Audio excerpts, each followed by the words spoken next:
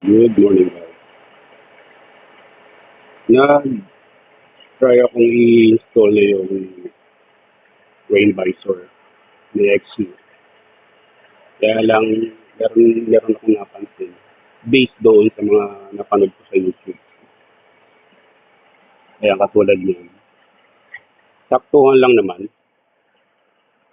Kaya lang, hanggang dito lang siya. Yung iba kasi, sagad hanggang dito.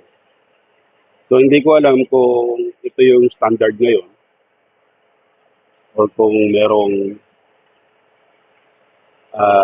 adjustment ang ginawa ng supplier para kay Mitsubishi Expander.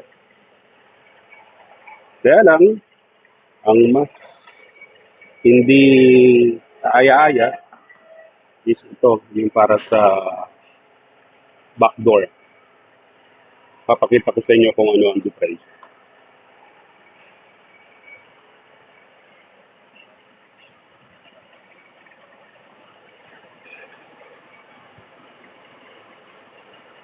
Ayan, kung makikita natin, dapat ganyan ang pag-i-install niyan.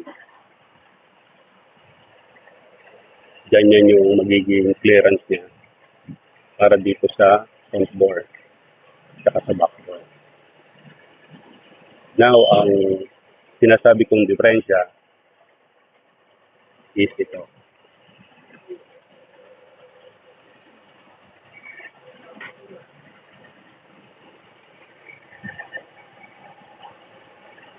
Hindi siya sakto sa dulo.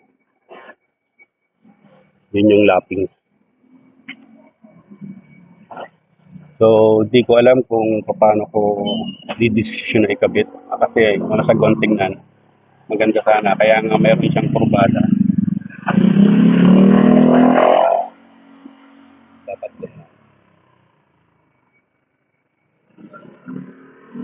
Ayan. Pagdating dito, merong awang. So, parang hindi siya magandang tignan. So, comment kayo guys, ano kaya maganda. Thank you.